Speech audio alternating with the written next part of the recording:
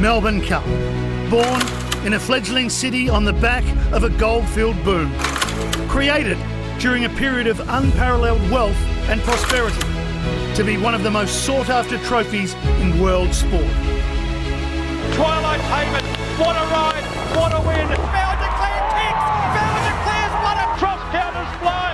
The Blue Army have done it last. Prince of Pin dances history at Flemington, Michelle Payne. History records the day as Thursday, November 7, 1861. The Cup first took residence on a Tuesday in 1875. 2 years later, the public holiday was declared to allow the population time to pause and celebrate. From Archer to the present day, the principle remains the same. Be the best 3,200 metre horse under handicap conditions on the grandest stage in November. What a win in a cup we'll never forget. American is coming away. American Trevian. Dunedin and Red Cadeau, they hit the line, a photo finish. And that's the great challenge of the Cup, beating the handicapper. None did it better than the Leviathan, Bart. With Bart, you didn't need to know racing. His record 12 Melbourne Cups will never be broken. Bobby Lewis and Harry White share riding honours at 4. Damien Oliver and Glenn Boss have 3.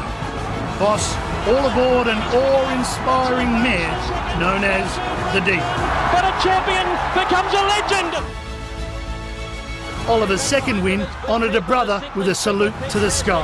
But Damien Oliver riding with the spirit of Jason, but it's media puzzle clear and media puzzle. Damien and Dermot have done it. Historians chronicle the Melbourne Cup because winners inspire us.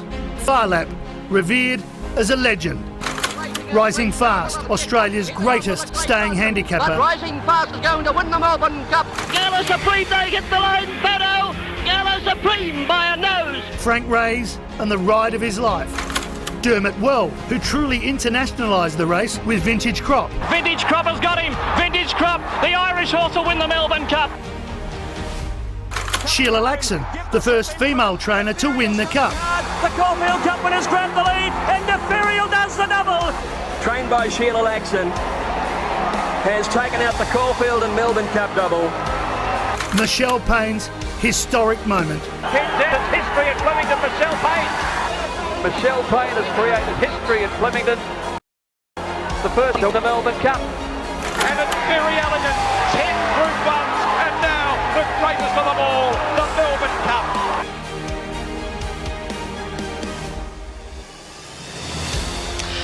Well, we're getting closer. We are 39 minutes away from the great race, the Lexus Melbourne Cup, and the excitement is building. The weather has cleared at the right time, and the crowd, they've just absolutely flocked around the mounting yard, a scene we haven't seen for 3 years. So it is just fantastic to be here. It's almost fever pitch stuff. And Charlotte Littlefield, well, she is right there in the action. We're about to have a look at some of these horses in the pre-parade, and Charlotte, it must feel a little bit more peaceful where you are. Well, I wouldn't go that far. It's quite hectic out here. The atmosphere is really building, and just takes me back to 2006 when Delta Blues won, and that was the first time I ever attended Flemington and saw the Melbourne Cup. And I can say that the weather was very similar, and it sort of gave me a bit of a shock introduction into what Melbourne can throw at you in all seasons. But I'm certainly looking forward to this year's edition. It looks like an absolute belter, so there's plenty of chances in my opinion. Let's run through a few of these horses, starting off with Gold Trip. So this is the first horse since Humidor in 2017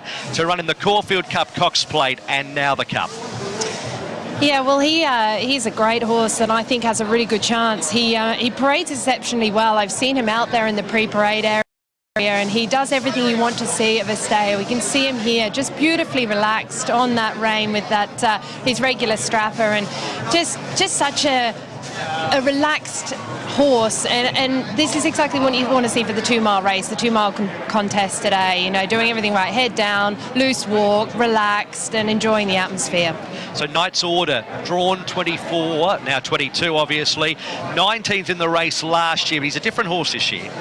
Without a fight, it's a decent chance, and has one of the world's great riders in William Buick aboard.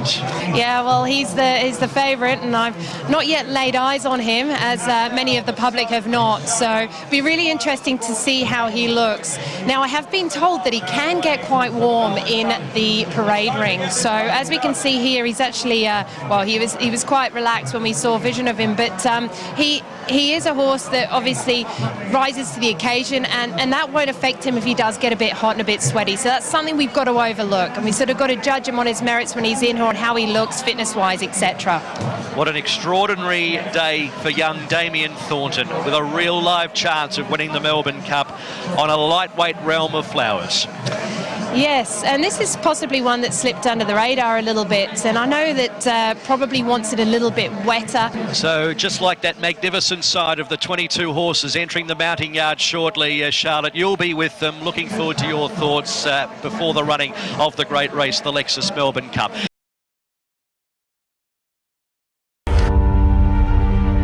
The Melbourne Cup. It's a race which transcends the sport, a race which captures the hearts and minds across the country and around the globe. It's a race we love, and trying to find the winner, an obsession. Val Declare, Prince of Aaron is lifting late with Il Paradiso. Master of Reality just in front. Val Declare kicks. Val Declare's won it. The big chestnut based at Barwon heads for Danny O'Brien, the vanquisher in 2019. His jockey, Blake Shin, won the 2008 edition aboard Bude, Bart's Last. Realm of Flowers, the Anthony and Sam Friedman trained mare with just 50 kilos. She'll relish the track conditions and can run the journey. Zara looks at the big screen, no need to. You're in the Cup in November. Realm of Flowers, 4-5 lengths in front and trots in. The Mar Eustace team saddled an incredible 5 runners. Gold Trip and Smoke and Romans, the leading chances. Gold Trip, 100 metres to go just in front. Durston, he's coming at Gold Trip and got up. There's a number of Sydney siders with claims. And Montefilia draws clear here in the Ramford for a 4th Group 1 victory. Knight's Order brave in the lead. Rachel King rides him right out, but Knight's Order will lead all the way in the Sydney Cup. Can the locals keep the cup on home soil? 30 minutes out from the Lexus Melbourne Cup. Now we're going to have a look at the key contenders, and we're going to start with the Caulfield Cup, which features a number of the local prepared horses heading towards the great race. And the Caulfield Cup was won by a horse who's not here, but second was Gold Trip. He's our top weight. There's a lot of horses to sort of catch your eye in this, including the 2 mares, Montefilia and Duace, who hit the line strongly. Yeah, so often the Caulfield Cup is the premier form reference. It's, like-for-like handicap Group 1. This year, I'm not so sure, given they went very slowly, they ripped home. Have a look at Montefilia out the back, who is a very good 2,000-metre horse with a big turn of foot. She was unlucky not to go really close to winning the race. Terrific. Fastest last 200 of the race. Inside of her, Duace, second fastest last 200 of the race. Inside of them, Val Declare, wide, working, pretty good. Gold Trip, good with the big weight, but I don't know if it's the right form reference this year. Looking now at the Metropolitan Handicap, this was taken out by Realm of Flowers in very, very heavy conditions, Dwayne. This mare's now into $8 here. There's a lot of support for her on the back of this performance. She never got any luck at any stage and still continued to surge to the post. Yeah, kept trying all the way to the wire. Maybe on top of the ground a little bit more than what it was on that day will help her as well.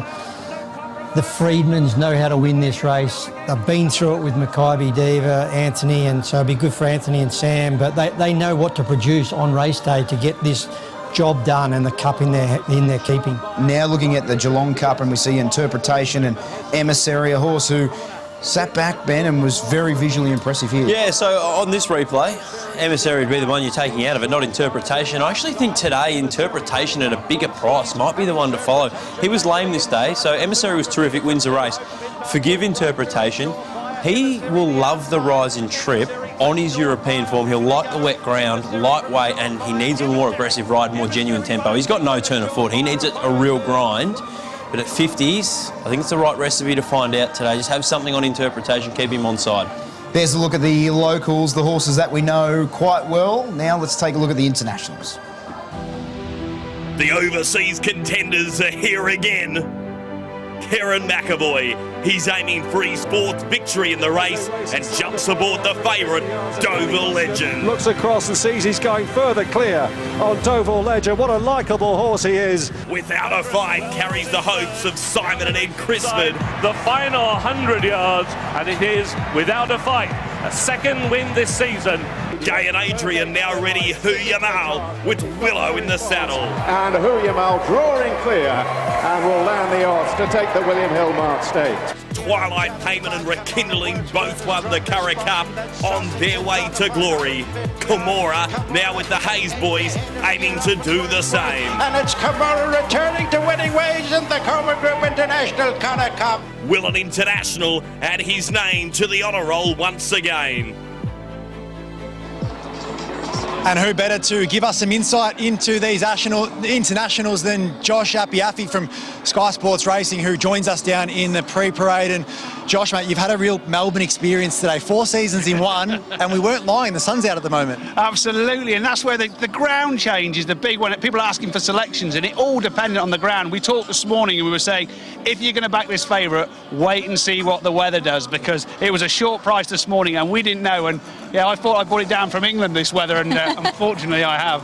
Josh, we've been talking about the ground changing, and Dover Legend is a horse that is not exposed to soft conditions. Is there anything in his pedigree or anything in what you've seen that he's going to be able to handle these soft conditions that are faced with today? Good question, Lizzie. The only thing that I've seen in his makeup that makes him handle these conditions is class. It's because even his gait, he has a low moving gait. He hasn't got a high knee action. He's run on good, which is why he's run on decent ground all year. But class can always tell and get, and they say good horses go on any ground, and we know he's a good horse. So that's the only reason why I would think, if you were just looking at him cantering along the stretch somewhere, he hasn't got the high knee action to pull his feet out of the ground, but he's not a big horse, so it's not, he hasn't got to lug himself around. What do you think about him as far as training on? Is he a horse that's going to get better as his preparation or as his career extends? Only through experience. I think mentally, probably not physically. I think physically he's there. This is the first time he's stepped up to 2 mile, and he's stepping up on a soft surface. So, you know, he's strong enough to do it. Is he mentally strong enough for the hurly-burly 22-runner Melbourne Cup? He'll learn a lot today. He won't have seen an 80,000 crowd. You know, we've been in COVID, in lockdown, and we've had reduced crowds since then, so he's not seen the pageantry, which is fantastic here today. So that's a new learning curve for him. And then again, a lot of his races, you look back through his form, outside of Royal Ascot, he's running against 7 runners, 5 runners, 3 runners, not beating many, lots of gaps between them. This is the closest he'll have ever been to another horse. And it's going to take, he's got the best jockey in the race riding him in terms of Melbourne Cup form, hasn't he? And Kieran going for that record. So Kieran's got to keep him out of trouble and keep it simple, because for me, I was talking to James this morning, he's running simple races. 7 runners, lots of room, off you go, win your race, nothing, you know, it's all gone to plan. Here, I'm sure your plan changes 3 or 4 times throughout those, however long it takes to run a Melbourne Cup. What about the Epsom Derby runner-up in Hu Yamal? Can he bring a repeat performance of that, or was that just a one-off fluke for him? Another good question, which is difficult to answer, James, because the winner hasn't run since the Derby, so we don't actually know how good it is. Westover, the unlucky third that ran on, was caught in running in the Derby, was hugely impressive in the Irish Derby. But what he'd done after then, after the Irish Derby, he then went to the King George, got beaten in the King George, and then he went to the Arc and got beaten in the Arc. We still don't know how good that Derby form is, but who am I to say when Gay Waterhouse says it's the best form in the race? So I'm going to go with Gay. And Without a Fight's a horse that the Melbourne Cup's been on the agenda all campaign. From what you're hearing and from what you've seen back at home, could he be going any better coming into this race? I'm in admiration of the plotting of how this horse has got here. They've been very clever not to run in races where he could be too impressive. They've been very close on what weight he's going to get in this race. It couldn't have gone any better in terms of just plodding our way through the season, and even after 17 starts and 7 wins, he's still not gone the 2 miles. So that's the one way I think he could improve, because after 17 starts you think you pretty much know what that horse is capable of. He might be capable of more today. Who are you with? Sorry? Who are you with? I'm with him. I'm with Outfight. Just in terms of the value and the prices, now he's drifted a couple of points as well. I don't think he'll worry about the ground too much. He won't mind the hurly-burly. And those are two questions that we haven't yet answered about Deauville Legend. What do you think of the locals? Is there any of them that you've thought could win a Melbourne Cup, or do you think it's all about the internationals, the smaller field of the internationals that we got this time? Well, it depends when you change from a European to a local. I don't know how long you've got to be. Well, no, you can. Look, well, we'll say, okay, any horse locally trained, okay, even if they've got the international form, because it is comprised of pretty much an international field. And if this turns into a war of attrition, and I think it could with two on the front end, one of those on the front end is Serpentine, and that horse won our derby in the UK. Big shock then. They allowed him to go in front. Now, if that horse is allowed an early lead, the jockeys behind shouldn't fall into the same trap as our English jockeys did, going, oh, he's 50 or 90 to 1. That horse will keep going and he won't stop. Josh Apiafi, thank you so much for joining us. Not your first Melbourne Cup, but we're going to let you run and get set to watch the 2022 edition. We count down to the big one. Time for a market update.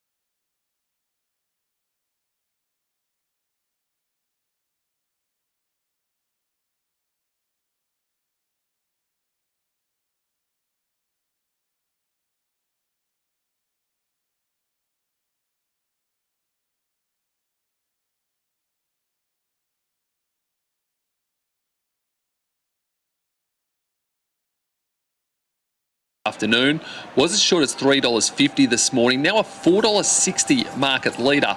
The main reason for the drift, the support for the next two in the betting, especially Realm of Flowers, was 15 into 11 through the week and has been $11 into 7 today. Now the second elect at that quote.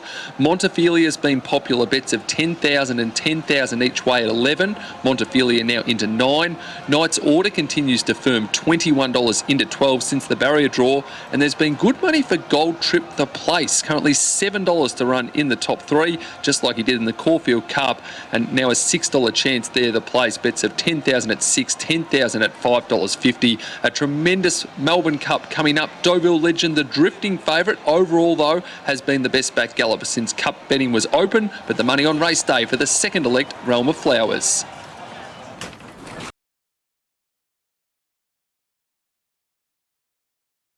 The skies have cleared above Flemington as VRC chair Neil Wilson holds aloft the Lexus Melbourne Cup.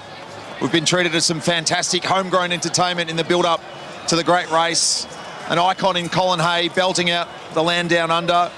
Cody Simpson, a couple of months after winning a Commonwealth Games gold medal in the pool, has given us a beautiful rendition of the national anthem.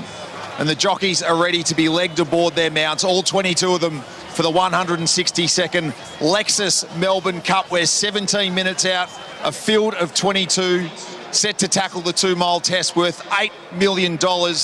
Last year, of course, very elegant Chris Waller and James McDonald by 4 lengths, defeating incentivised Spanish Mission with Floating Artist in 4th place. The runners make their way into a packed and surrounded mounting yard. The first of them, what a story this is for Kieran Murray and Dave Eustace. 5 of the 22 runners in the Lexus Melbourne Cup. The first of them is Gold Trip, who emulates Humidor in 2017, Elvstrom in 2004, by running in the big 3 majors in the spring, the Caulfield Cup, the Cox Plate, and now the Melbourne Cup.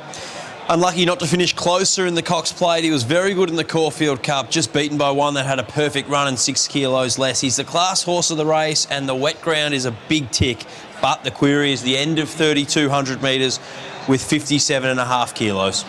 He parades incredibly well, this horse, and I've seen him throughout this preparation, and he's been peaking his last couple, but again peaks again today. He just looks outstanding in the coat. Everything seems to have hit the right spot today. Tua's Jewis trying to become the 15th mare to win the Melbourne Cup. Ed's great-grandfather Jim trained Comic Court to win this race in 1950. His grandfather Bart, well, one of his 12 cups was saintly in 1996 after he'd won the Australian Cup back in the autumn. Jewis took out that title back in March. Second fastest last 200 metres of the Caulfield Cup. It was a good old-fashioned Melbourne Cup trial. Looks like she'll appreciate the 3,200 metres. Is she going as well as her absolute best? I'm not sure. I think she has to with 55.5 kilos. I think there has to be a special mention for how the strapper is dressed for this horse as well. The top hat and tails look outstanding. This horse is very, very fit today. I mean, I saw her last start and thought the same. I think she's actually come on a little bit in the coat since I last saw her. She's a lightly framed girl, but very relaxed in her parade. The red ear musk just aiding that. But I'm not jumping off her. I think she looks outstanding today. Gai Waterhouse and Adrian Bott with two runners in the Melbourne Cup. The first of them, the 3, Knights Order, 4th in the 2,800 metre race this day 2 years ago, 19th in this race last year.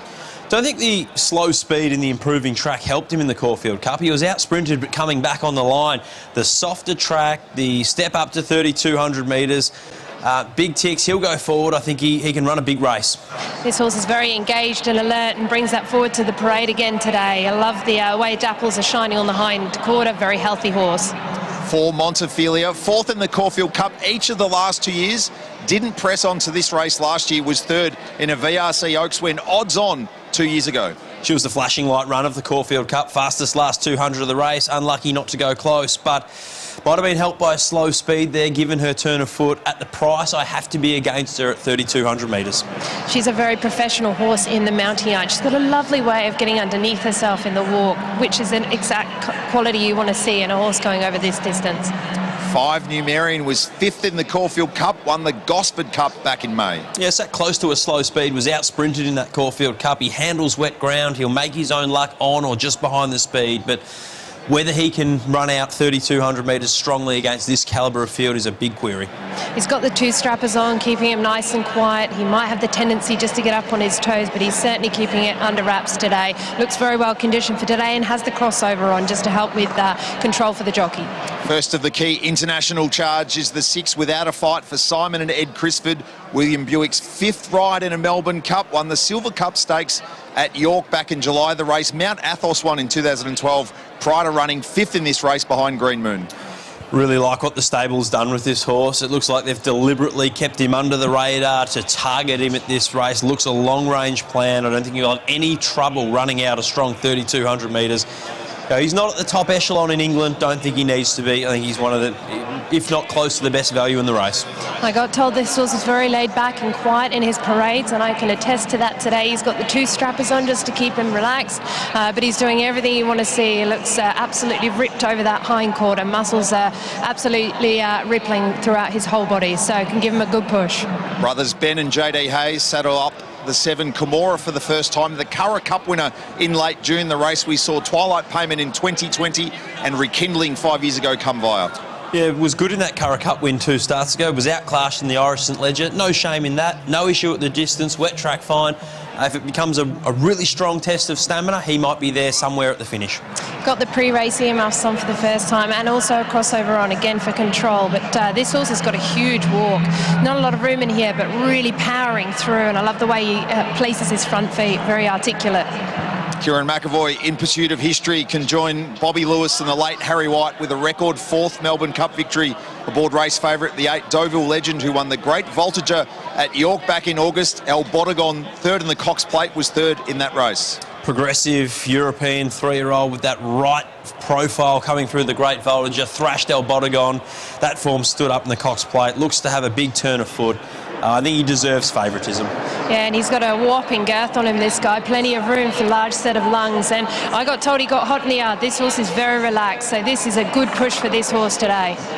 9 Stockman, well, the traditional preparation was to run a horse on the Saturday in a race like the McKinnon and then head to the Melbourne Cup. Well, Stockman ran on Saturday, but in the Rosehill Gold Cup, and he flew late over 2,000. He's going terrifically well. Good run on Saturday, terrific run in the St Ledger 2-back. Wet track, no issue. Only 3,200 metre run was really good. He's a very athletic cut of horse, and he's very, very fit for today.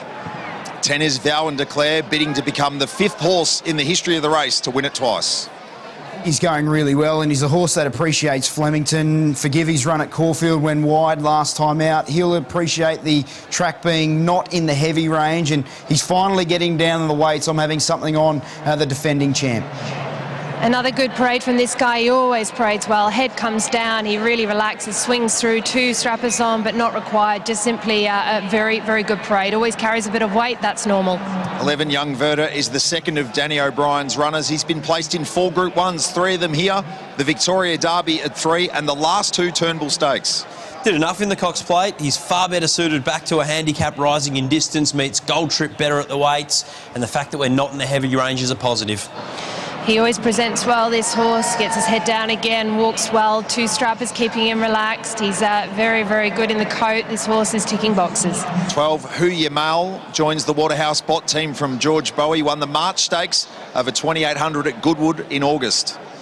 Yeah, struggled on wet ground in the St Ledger, but he was good 2 starts going a weaker race. I think the English Derby form, the fact he finished alongside Deauville Legend, suggests this horse is certainly got a hope and maybe over the odds.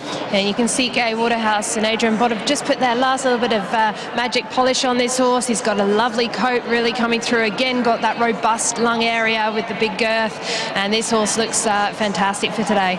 13 Serpentine, the best of his Australian runs was Saturday when second in the Lexus Archer. Yeah, he's an English Derby winner at his best. Might be coming good at the right time. He'll go forward. The Archer run on Saturday was encouraging. He's quite lightly framed, this horse. He's certainly very fit. The team have got him spot on for today. Used to be on toes, but he's certainly getting more relaxed, and today he is very relaxed, which is a good sign. 14 Darshan Sweet Jr. proven at the 3,200 after wins in the Adelaide Cup and a 3rd in the Sydney Cup. Yeah, and he handles wet ground. Forgivable run last start in the Bart Cummings, and his previous form was very good. Could be a blowout, maybe top 3 or top 4 chance. Yeah, and the team couldn't have him better prepared for today. He looks spot on for the 2-mile assignment. 15 Grand Promenade has a kilo more than the 52 he carried to 6th in this race last year. It was an outstanding 6th last year, 3 wide, no cover off a really fast speed. I thought he was ready to do something in the Moonee Valley Cup. I don't think he let down in the wet. The wet ground is the concern for him today. Well, he's certainly peaking for today. He presents exceptionally well. He's got that lovely bright bay colour to his coat. He's got a walk you die for. He's just stretching down beautifully and really relaxed. Bjorn Baker's Arapaho Horse 16 is an iron horse. 14 starts for the year. A campaign that began with a 4th in a Musselbrook Cup back on the 1st of April. He's going well. Stockman was better in the St Ledger. I thought Realm of Flowers was better in the Metropolitan. I'd have those 2 and a few others ahead of him.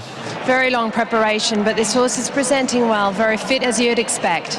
17 is Emissary, won the Heatherley and the Geelong Cup, the pathway to glory for Media Puzzle, Americane and Junadin. Career best form, too good for the subsequent Lexus Archer winner in the Geelong Cup. Don't know if the wet track's ideal, and the end of 3,200 some query. Just got up on his toes a little bit when the jockey got on, but otherwise has had a very relaxed parade, which is normal. Horse is in outstanding condition. Certainly ticks lots and lots of boxes. 18 Lunar Flare scratched this morning. 19 Smoke and Romans. Beaten favourite in a Caulfield Cup, won the Naturalism and the Turnbull Prior. Yeah, did start 390 in a Caulfield Cup, and things didn't go ideally for him. He handles wet ground, he likes the track, he goes forward, he's in career best form, but 3,200 metres has to be some query. He usually has a slight sweat, this horse, but nothing today, which I think is a good sign for him. He's very relaxed. Jamie's got on board and he's just going around like an old-timer, so saving everything for the race. Horse 20, Charlie Rose, 9th in this race last year, has had just the 3 runs since, most recently in the Caulfield Cup. Yeah, she was 7 weeks between runs there, and 1,700 to 2,400, and I think she copped a pretty bad check, so she was entitled to tire. She should be fitter, but I do think there's stronger chances. Well, I made a note that there needed to be improvement in her coat, and she's certainly peaked for today. That coat's really come through. You can't knock this horse at all. She's getting a little bit up and about, but she's maintained her parade really well for today. 21 Point Nepean scratching. 22 High Emotion won the Bendigo Cup 6 days ago. Yeah, she's fit. She's got a lightweight. She's in form. It's an elite staying stable. stable. She likes Flemington. The question is she good enough? Well, she's parading nicely. She's got the red earmuffs on, but they've kept her nice and quiet. Tio's just giving her a nice pat down the shoulder to keep her relaxed. Her coat's definitely improved. She's fit and she walks very well. 23 interpretation. Third in the Butt, Cummings, sixth in the Geelong Cup. Forgive the Geelong Cup, he was lame. He was good at his Australian debut, not fit enough in a high-pressure race at his next start. Wasn't really given a chance, given the fact he likes to roll on speed at the next run. Wet track's ideal, lightweight, needs an aggressive ride. He's the best blowout in the race for me. He's very supple in his condition. His walk is huge, really tracking over nicely and very, very relaxed. So, again, another one you can look to. 24 Realm of Flowers won the Ramsden last year to qualify for this race. Didn't eventually take her place, but she's had very good tune-up form, including that Metropolitan eye-catching run. She's the hope of the locals. It was a big run in the Metropolitan, wide no cover throughout, but more so I think the slow speed was against her. She's better suited at Flemington. She'll appreciate a more genuinely run race. Wet tracks are positive. Career peak came at Flemington in a high-pressure Ramsden Stakes. I think she's by far the best of the locals. But she's certainly starting to peak in condition as well. I mean, there is still slight improvement to come in that coat, but physically she's very fit and ready for today. There it is, the field of 22 for the 162nd Lexus Melbourne Cup over 3,200 metres.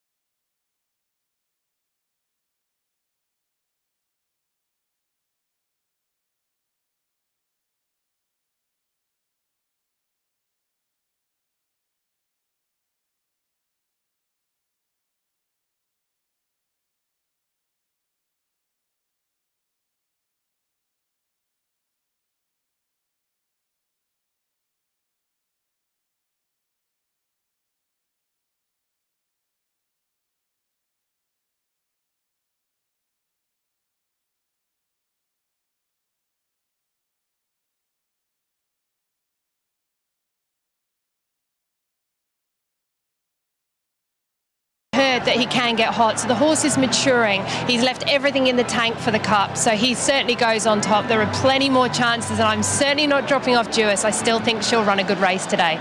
Well, he's holding on at $4.40.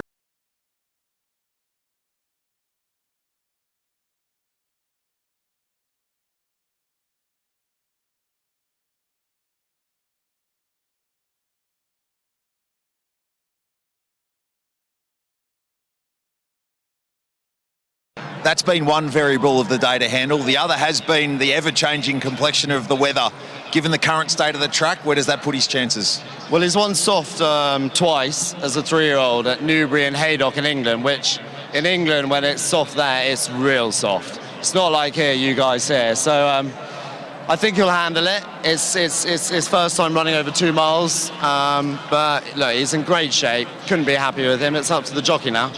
And the jockey is William Buick, who's got experience in Melbourne Cups, this being his 5th ride in the race. Ideally, where does he have your horse positioned the first time going past the post? Yeah, I want to go forward. He sort of likes front running. I think we've got to be positive with him. And hopefully he's just got a good posse coming into the straight and he gets a clear run. Ed, all the best. Thank you very much.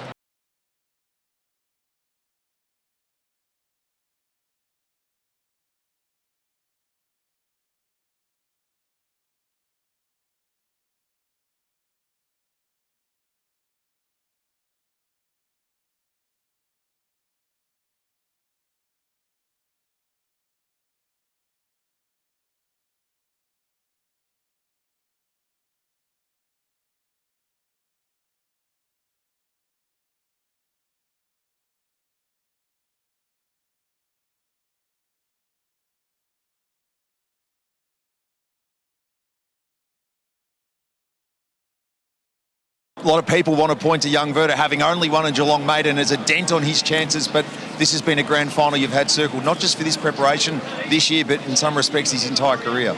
Yeah, I think you're right. You know, since he won that Maiden, we've really thought that he could develop into a Melbourne Cup horse. We didn't get there last year, but it was probably a blessing.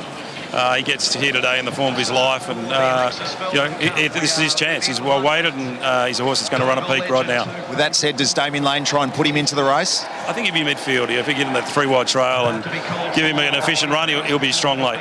Danny, all the best with both runners. Thanks, Nigel. Melbourne Cup winning trainer Danny O'Brien there, and Dwayne Dunn. What's it like at this stage as a jockey ahead of the Melbourne Cup? Horses milling around behind the gates. I imagine this is where the pressure really ramps up. It certainly does. As soon as you get legged aboard in the mounting yard, that's when the nerves really hit you. You take them down to the start. The only thing going through your mind is get them there, don't fall off, make sure that you get to the start. That's one of the major boxes that's required to be ticked. You've ridden in many a Melbourne Cup. Have you found horses that can really struggle with the huge crowd from that time once the jockey goes aboard, getting behind the gates? And have you had some that have really struggled with that? Some get a little bit hot, but what we'll find here is these European horses won't be used to it, or even the Australian ones. There'll be a big roar when those gates crash open the first time, then they'll get another big roar when they go to the post. So if you've got a horse that gets a little bit keen in the run, that can tune them up and get them a little bit over racing. And then all of a sudden you swing out of past the post the first time and you go down the back, and then there's deadly silence. All you can hear is the horse's feet hitting the ground. Then you're starting to get into a nice rhythm, start breathing, and you haven't got long to catch your breath, and then all of a sudden the heat comes on.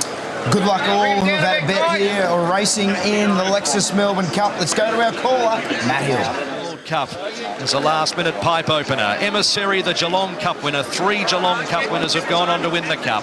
Huya Mal, Craig Williams, who won the race 3 years ago, goes in. Smoke and Romans for Jamie Carr is going into the stalls.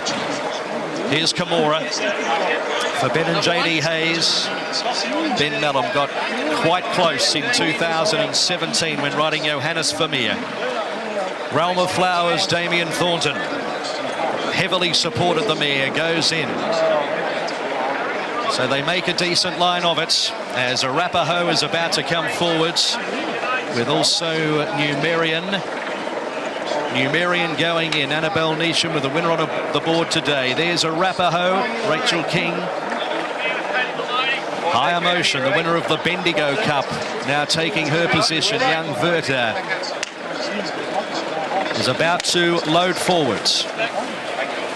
Young Verta, Damien Lane comes up. Tralee Rose about to join them, so they're getting very close.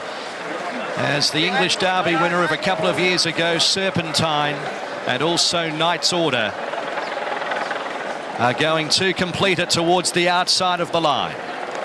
Serpentine moving in. Trained by Robert Hickmott, who trained El Mandan to victory. Montefilia goes up into barrier 11, and Knight's Order will be the final one.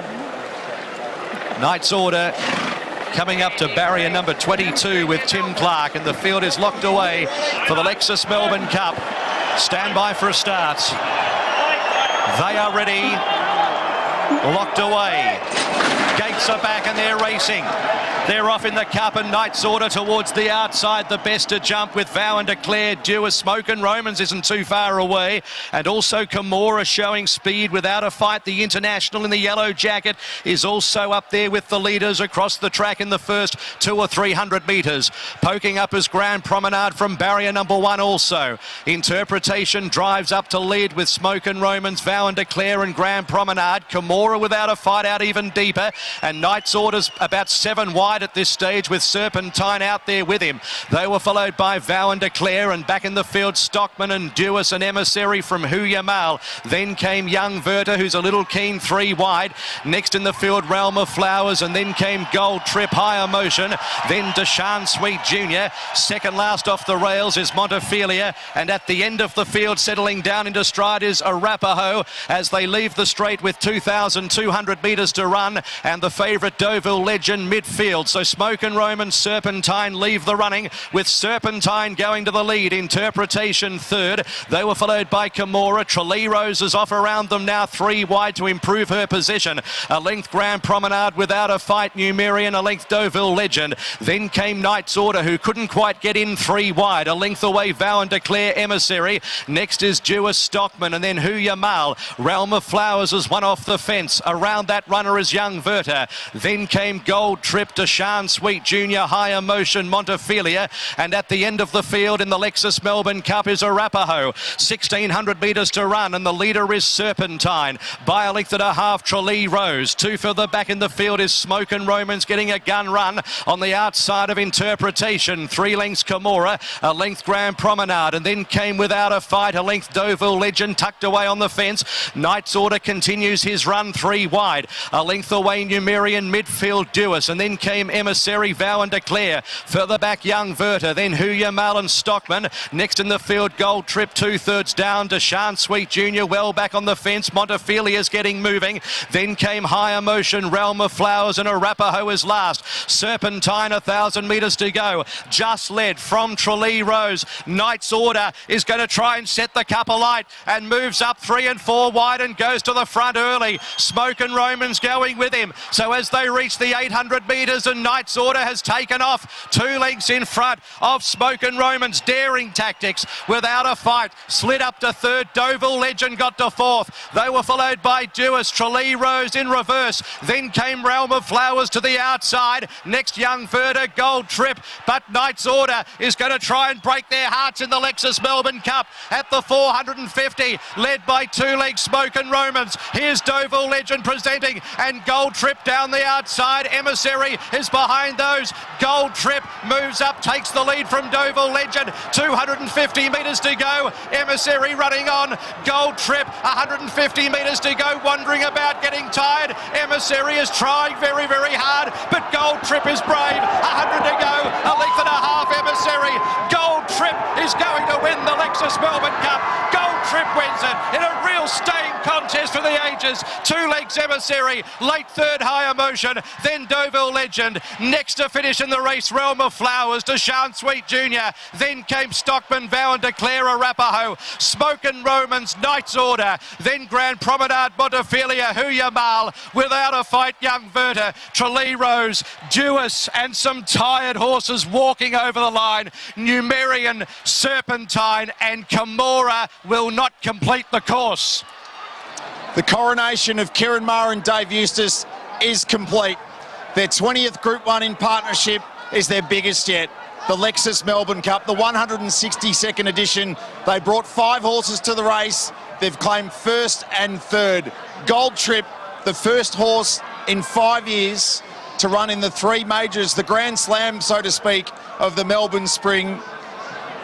5th, 2nd and 19th was Humidor back in 2017. First, 8th and 4th was Elvstrom in 2004. Gold Trip, so good, so tough in the Caulfield Cup when it took Durston to mow him down. He then came through an unlucky run in the Cox Plate, but as we've seen so often in recent years, it's not the placing, it's the subtleties of the performance in the Cox Plate that points to this race. And Gold Trip delivers Mark Zahra a win in the Melbourne Cup 2 years after his success aboard Very Elegant, last year's winner of this race in a Caulfield Cup. What a performance from Emissary, almost providing Mike Moroney with his second win of the race, powered home into second place off the Geelong Cup. And Higher Motion, 6 days ago, a Bendigo Cup winner, has flown home as well to give the Mar Eustace team first and third. Deauville Legend was there to win, looked to present, turning for home, but in the end was mown down by 3 Australian-trained runners. 1:17.22.8, your numbers across the line in the 162nd Melbourne Cup. What a stable. They're just so good at preparing these stayers, and Gold Trip, only a second career victory, but it comes in the Lexus Melbourne Cup. Mark Zahra in the stable. Emissary so good, but Dwayne Dunn, gee, the Mar Eustace team, they are just elite when it comes to preparing horses over a trip. Certainly are, and I think just going through the Caulfield Cup running so well was like a barrier trial in the Cox Plate, just to keep his legs nice and warm and ticking over, and there's no doubt this was the target. But for him to win his second race and be a Melbourne Cup is outstanding. But there's two highlights to come out of it. It's Patrick Maloney running second on Emissary, gave it a sweet ride. I think he might have deleted a couple on the home bend there. He might have a little bit of trouble. And the other one was Theo Nugent on High Emotion, to come from so far back and charge. They're memories that they're going to take away from today's event, and yeah, good luck to them. But all the thoughts of this horse that only won one race, that doesn't count for anything now. He carries the top weight and he roared to victory. What about the salute from Mark Zahra, high in the irons? He'll probably cop a small fine, but that'll be chicken feed for what he picks up here for this race. The crowning moment for his career, such a strong rider who, when you're at the weight that he rides at, doesn't get that many opportunities on, you know, superb chances in a cup, because they generally are lower down in the weights. But he's been knocking on the door in a number of majors. He ran second in the Cox Plate. He was second in the Caulfield Cup. But that now will be all forgotten after he has the Melbourne Cup on his mantelpiece. Oh, absolutely. He's a world-class jockey, and yeah, as you alluded to, his weight's always been a little bit of a problem for you. But you get the added bonus when you get a horse like this, the right weight, you get the job done. He deserves everything he gets. He works very hard. Look at these shots.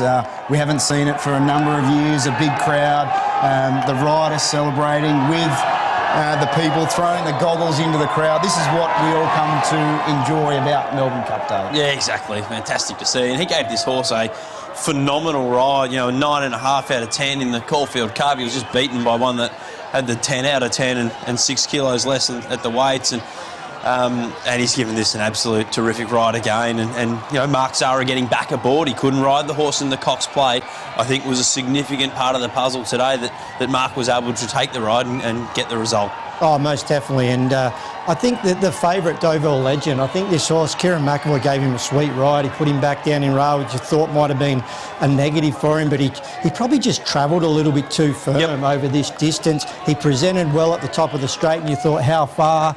But Kieran pressed his foot on the accelerator, and the cupboard was empty, and Gold Trip give him windburn on the way past. Yeah, he certainly went straight past him. And well done to the Australian Bloodstock team. They won this race back in 2014 with Protectionist. They buy a lot of horses from all over the globe, sourcing a lot of horses from Europe. They pay big money for this horse, and there was plenty of knockers saying, have they paid too much for it? He's, you know, is he going to be up to our standard? Is he going to have what it takes? They had the disappointment of last year. He was set for a Cox Plate, and he was scratched by the Racing Victoria vets only the days leading up. There was a lot of sort of angst about that decision. They've had to wait a long 12 months. They missed the autumn with him, but they've reaped the rewards here. Second in a Caulfield Cup, an unlucky Cox Plate, and then a dominant victory with a massive weight by 2 lengths in a time of 3:24.04 here to win the most prized possession in Australian racing. It's looking a pretty cheap purchase now, isn't it? Very much so. Looking a cheap purchase now, and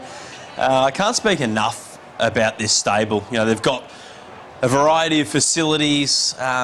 They use them terrifically well to keep a horse mentally fresh as well as physically in outstanding condition, and it's borne out in their results when it comes to races over 2,000 metres plus, and they've got the ultimate prize here with Gold Trip. Yeah, they certainly have, and I think that's the big advantage of the team, is they seek out the best people, obviously, to purchase these horses. You know, they're doing a lot more with data collection. They've got the different farms, the beach. They've got so many strings to their bow. There's not really any stones unturned. 5 runners in this great race out of 22. You know, that's not just local trainers trying. You got trainers all over the world trying to, and the boy from Warrnambool, he's there with his mum.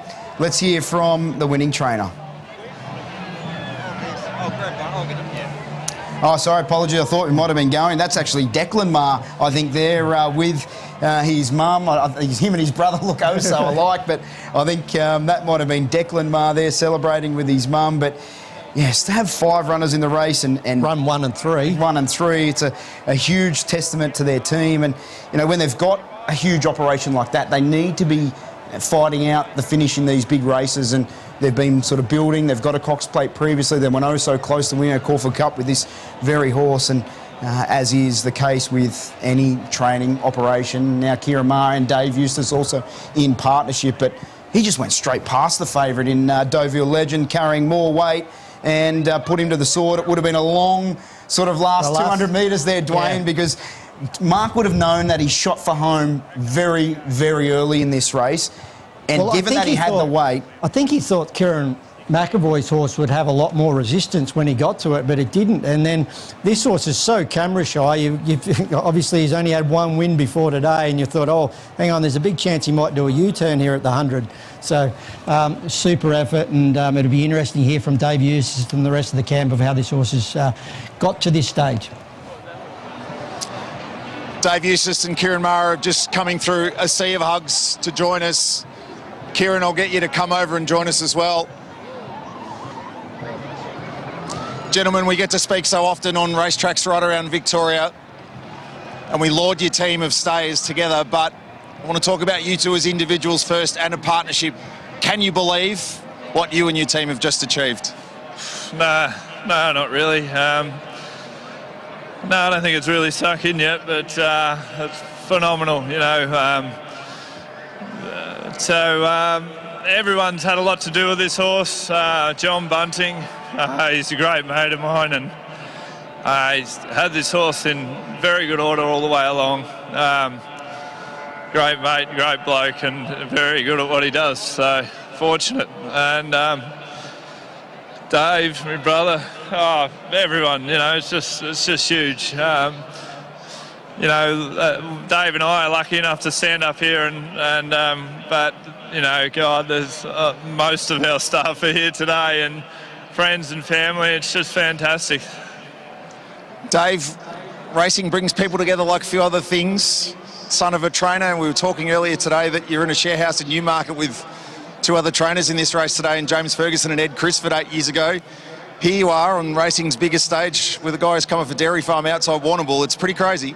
Yeah, it is. Like, for me, it's just a great honour, really, just to be working with these horses and working for Kieran. And you know, it's not lost on me what a privilege it is. And as Kieran touched on, most of the staff are here, and it's an amazing team effort. And honestly, Banners Safari has performed a miracle with this horse, and you know, it's just it's pretty surreal at the moment. Kieran, you're surrounded by some of your nearest and dearest as well. Your brother Declan, who's such an integral part of the team with the Ballarat operation, and your mum here right now as well. From Tears I Cry, bringing you onto the scene almost 2 decades ago. There's going to be plenty of tears flowing from here on in. Yeah, I'd imagine. God, it's fantastic. You know, I think I said to Dad when I was about 12 that we're going to go to New Zealand, and he sort of had the idea too. We'll go to New Zealand, buy a New Zealand horse to win the Cup. There's been a few hurdles, but yeah, it's great to have everyone here, and just such a special moment. You know, great clients, great friends, family, and all the team. They've all done a fantastic job. Dave, even though the horse has already spent the best part of 12 months in Australia, his European form pointed really strongly to him getting the 2 miles like he did today. Yeah, we were confident he'd get it. He didn't get a shot last year, and you know, I suppose it's sort of redemption for the horse as much as anything. He wasn't able to do it last year, and he showed that he's a top liner. And we were very, very worried that last 100 when Emissary was coming. I thought it was going to be the repeat of the Caulfield Cup, but the horse really dug in, and Mark gave him the most beautiful ride. He waited and waited and waited, and the horse kicked at the right time, and thank God he did.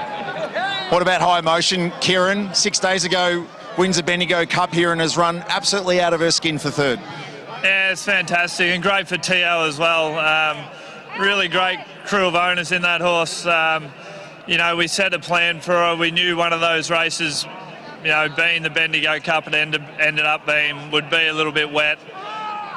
She ended up winning, sneaking away in. Tio ran 4th in this race for us last year, and now he's ran 3rd for us this year. You know, he was our apprentice. He's a fully fledged rider, and fantastic result.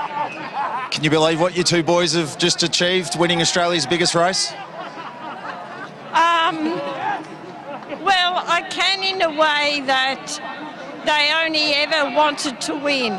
Kieran said to me about 2 months ago, I didn't get in this business, Mum, to come second. I only got in this business to come first. So from then on, I knew that it would happen. Congratulations so much. We'll welcome in Mark Zara, who's already got the champagne in hand, and rightly so too. Mark, you're watching this on your television 12 months ago. What are the emotions? Yeah, like I say, this time last year I was watching Very Elegant win and getting told off for drinking too much because it would hurt, and to come a full year and have redemption on a horse like this with, you know, good mates of mine that sort of train the horse, own the horse, and my wife's here, just unbelievable feeling. And that redemption extends to him being beaten so late in a Caulfield Cup, but he wasn't going to be denied today. Yeah, I timed it to perfection so he didn't get re-handicapped for today, I guess. But yeah, when I pushed the button, he's a sort of horse, you can keep to him for as long, but when you go, you got to go. Otherwise, I reckon he can think about it. So I went and I was thinking, well, we've still got a bit to go here, but it was great training effort to have him. Like, I was very doubtful he'd run 3200, and Kieran and Dave and the team have just had him spot on today. Unbelievable. Did your confidence grow in transit?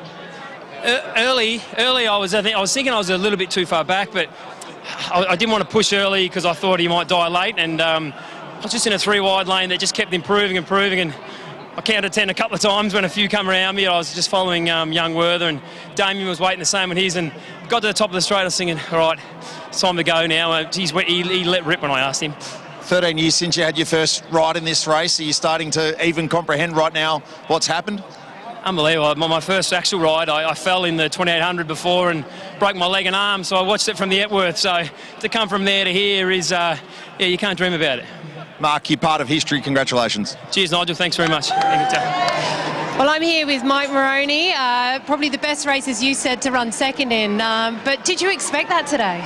Yeah, look, we knew we had a really nice horse, but we were a little bit worried. I said to the owners before the jockey came out, before Patrick came out, that we were one chance at 22 and better odds on Lotto. So because the rain had come and we were a bit worried about that. So, but up until then, we thought that if the track had stayed our way, that we were right in it, because he's a really promising horse. And I thought he ran through the line the Geelong Cup like he's a good chance of getting 2 miles, but you don't really know until you really try them. And he ran it all out bar probably the last 50 metres of it, because he just got a little bit tired late.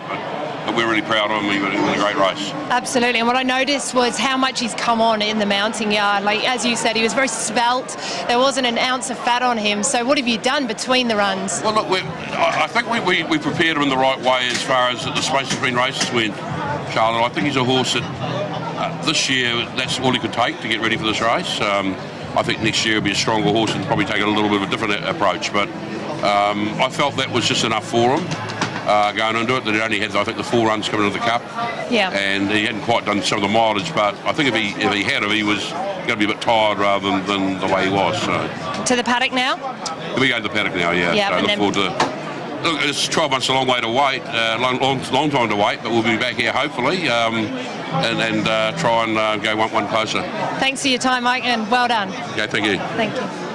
Now we're going to hear from one of the winning owners, Jamie Lovett of Australian Bloodstock, who's tasted Melbourne Cup success for the second time.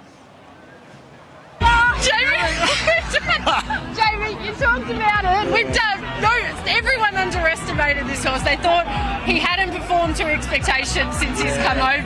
Wow. Yeah. Well, you got a beautiful ride from Mark, and look, weight for age horse in a handicap. Obviously carried top weight, but wow, he was pretty dominant, wasn't he? Like he carried top weight. How tough is he? Oh no, that last furlong felt like it went for 10 minutes. So I was letting him go, and I thought I could see the horse coming. I just thought, don't. Just won the Melbourne Cup. Dream come true. Oh, it's amazing. Just so many good clients that have backed us. It's just so rewarding.